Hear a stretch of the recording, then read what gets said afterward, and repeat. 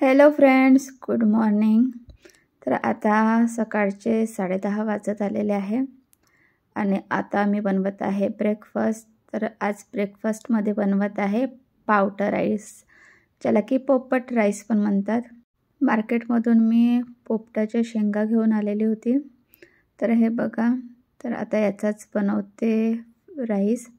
मला आणि माझ्या मुलांना ना पोपटाचे दाणेच खूप आवडतात खायला आणि राईसमध्ये वगैरे आपण टाकतो तर अजून छान वाटते। तर आधीच मी गॅसवरती व्हाईट राईस बनवून घेतलेला आणि आता तो राईस मी फ्राय करणार आहे। तर इथे कांदे, टमाटर, मिरची वगैरे कापून घेतलेलं, तेलामध्ये एक तेजपान टाकलेलं, त्याच्यानंतर दालचिनी टाकलेली आणि 3 काळी मिरी टाकलेली, त्यानंतर अर्धा चम्मच राई टाकलेला आहे। तुम्हाला वाटलं तर जिरं पण तुम्ही टाकू शकता। आता इथे मी 1 कांदा टाकलेला आहे बारीक चिरलेला आणि लसणाच्या कट केलेल्या पाकळ्या टाकल्या आणि आता तुम्हाला किती स्पायसी पाहिजे त्या हिशोबाने हिरवी मिरची टाकायची। तर इथे मी 3 मिरच्या टाकलेल्या। त्यानंतर इथे टाकत आहे मी हळद, तर 1 छोटा चम्मच हळद टाकलेली, त्याच्यानंतर गरम मसाला टाकलेला 1 चम्मच आणि चवीपुरतं मीठ टाकलेलं। आता हे छान मिक्स करून घेतलेलं आणि 1 टमाटर टाकून हे पण छान मिक्स करून घेणार आहे।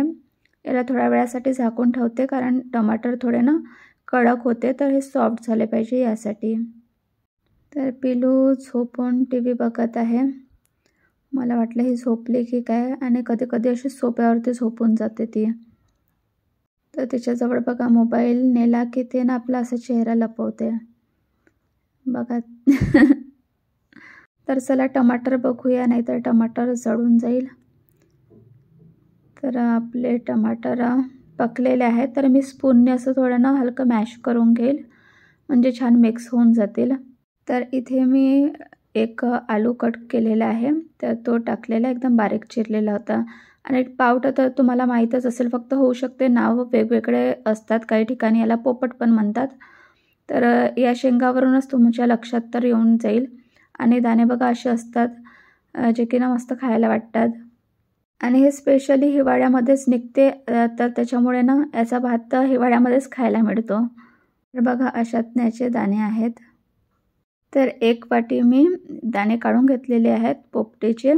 पोपट भात किंवा पावटा भात म्हटला की त्याच्यामध्ये ना पोपटीच्या दाण्याचं प्रमाण जास्तच असायला पाहिजे, तेव्हाच खाण्यामध्ये मजा येतं।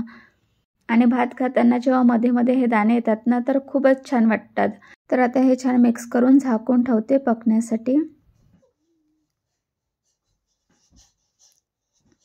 अले हे बघा बेबीची मस्ती, तिला ना बिलकुल भीती नाही वाटत की मी खाली पडेल काही, आणि तिच्याने स्वतःचाच बॅलन्स बघा सांभाळत नाही। तर हिला आधी पलंगावरून खाली उतरवते। तर चला आलू आणि पोपट पकलं की नाही बघूया। तर स्पूनने ना असं म्हणजे थोडं दाबून बघायचं, म्हणजे हे जर इझिली तुटत असेल तर समजून जायचं की दाणे छान पकलेले आहेत आणि आलू पण छान पकलेले आहे। आलू कशाने मी एकदम छोटे छोटे कट केले होते, तर त्याच्यामुळे लवकरच पकले। आणि भात जो मी आधी बनवून ठेवलेला होता तो यामध्ये टाकून दिलेला। आता हे छान मिक्स करून घ्यायचं आणि आपला पोपट भात म्हणा किंवा पावटा भात तयार झालेला आहे। तर मी थोडा जास्तच बनवला की हाच भात परत दुपारी झाला पाहिजे याच्यासाठी म्हणून। आणि तसं पण जेवणारे फक्त आम्ही 2च जण आहोत, मी आणि माझे मिस्टर। इशिंग गेलेला आहे स्कूलला आणि बेबी थोडा बहुत खाऊन गेल, तर ती कशी यामधले दाणे दाणेच खाते। आणि छान आता गरम झाल्यानंतर याच्यावरती मी कोथिंबीर टाकलेली आणि आपला गरमागरम पोपट राईस तयार झालेला आहे। तर प्लेटमध्ये काढून घेतलेला आहे, आधी मिस्टरांना नेऊन देईल। पोपट राईस हा तुम्ही मुलांना टिफिनवरती पण देऊ शकता, ब्रेकफास्ट म्हणा किंवा लंच किंवा डिनर कधी पण बनवू शकता आणि कधी पण खाऊ शकता। आणि हे कसं ना लवकर बनतो आणि खायला खूपच जास्त टेस्टी वाटतो। तर आता बेबीला चारून देते, तर तिला ना याच्यातले दाणेच खूप आवडतात। ती अशी राईस वगैरे नाही खात, पण तिला ना हे दाणेच पाहिजे असते। तर या फ्रेंड्स, गरमागरम ब्रेकफास्ट करायसाठी तर आज हाच ब्रेकफास्ट आहे, हाच लंच आहे। तसा पण माझा पूर्ण दिवस ना किचनमध्येच जातो हे ते बनवण्यातच। तर म्हणून विचार केला की आज थोडं मला काम पण आहे, तर म्हणून थोडा जास्तच बनवून घेतला। तर चला फ्रेंड्स, नंतर भेटूया नेक्स्ट व्हिडिओमध्ये नेक्स्ट हेल्दी रेसिपीसोबत. तोपर्यंत बाय.